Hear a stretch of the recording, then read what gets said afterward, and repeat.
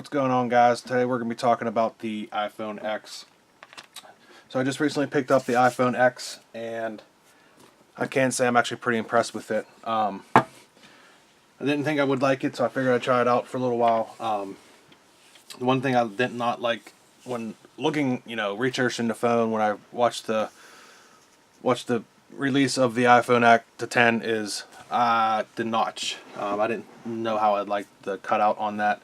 And I must say, it actually doesn't bother me at all. And another thing I was worried about was not having a home button.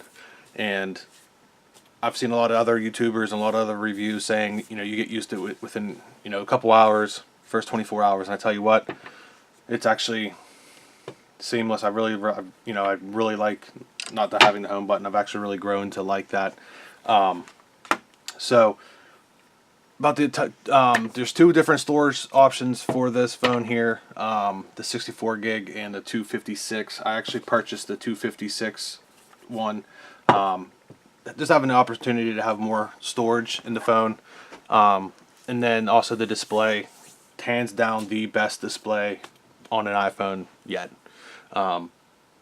I came from the iPhone 7 Plus to this. I've also tried out the S8 Plus, and I think hands down this has the best display on any of the phones that I've tried. See, the color's a lot better. It's more into detail. It's the blacks or black. So that's what I really like. The screen size, which is 5.8 inches. To me, that's like the perfect size. So if someone asked me, John, what are you looking for in a phone? What size do you want? I would want this size phone. The screen size is perfect, and then it just feels right in the hand, so I don't have to worry about holding a bigger phone like the 8 Plus. So I must say, actually, this is for me the perfect size phone. The True Tone display is awesome. I like that a lot, and then the 3D touch. I really like that feature as well. The water resistance, I really don't take my phone in the water at all. So when I go swimming, shower, stuff like that, I don't take my phone in there. I mean, it's water resistant, IP67. I know the S8's IP68.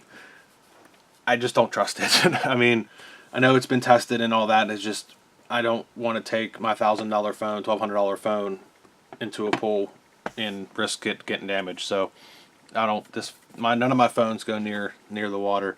The camera, I love this camera. It's probably the best camera I've seen on an iPhone, on any phone at all. At first, I didn't understand why the camera was down, up and down like this. I was griping about it. I'm like, that doesn't make the phone look good. I don't like it. Actually, seeing it in person and having it in hand, I really don't mind having that camera there. And I also, realized that to have the Face ID and all the stuff that goes into that, they had to move the camera down ways like this to make that Face ID fit into there. Like I said, taking pictures with this phone is fantastic. Shooting videos. My last video I made on these cases here, I shot on my iPhone, the iPhone 10, and it's hands down the best camera I've used on a phone. So that's amazing. Just talk about the Face ID real quick. Believe it or not, I actually really like the Face ID because I know it ties into my banking stuff, my Apple ID and stuff like that. So a lot of people were upset about not having the Apple, fingerprint scanner to easy access into your banking apps, to the Apple Pay, different things like that, where the Face ID just takes place of that. So when I'm going into my banking information, I want to check my bank account, instead of using my fingerprint, if my phone looks at me, says it's me, I can get right in. Same with Apple Pay. I've never had any issues using Apple Pay with this. So to me, Apple Pay, I think that Face ID is going to be the next best thing. I really like it. At first, I wasn't a big fan of it. I didn't know what it was all about because I know the S8, the Samsung's phones have the Face ID or whatever they call it, but facial recognition,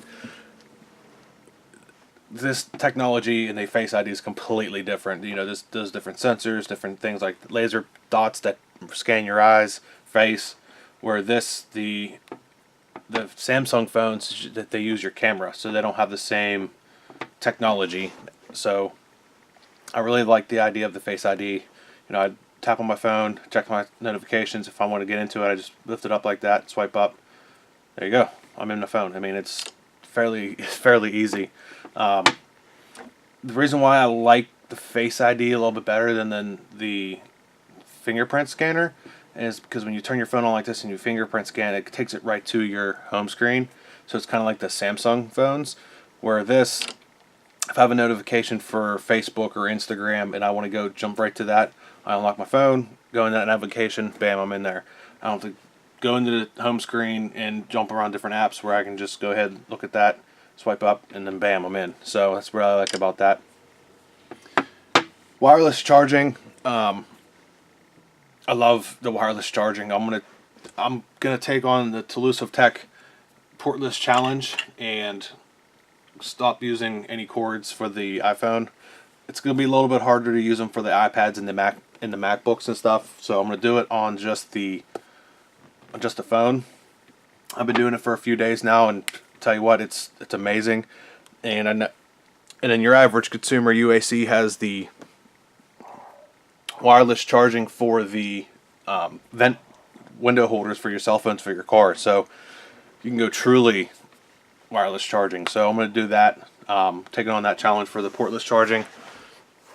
The RAM's 3 gigs, the battery's 2716 milliamp battery hours. The battery is okay. I know it's not the best rated battery out of all the smartphones. I know the new Razer phone has a better battery. It's 4,000 milliamps, so it better be better. And then a couple other phones, the Pixel, stuff like that, has good batteries. This one, I don't know. It seems like the phone does not last me the whole day. I know I do a lot on my phones, so that might be why I might get in more use out of my phone than the average person. So, but I must say the battery is okay. It can be better, but you know, it is what it is. And then for my phone here, I bought the silver, which almost looks white to me if you ask me, but they say silver, and then the space gray. I like the look. It looks a lot cleaner with this case on the phone here. It's a kind of a see-through case on the back, so it just makes it look a lot cleaner, a lot nicer. So yeah, that's it. That's a quick rundown on the iPhone X that I bought. Like I said, I really like it.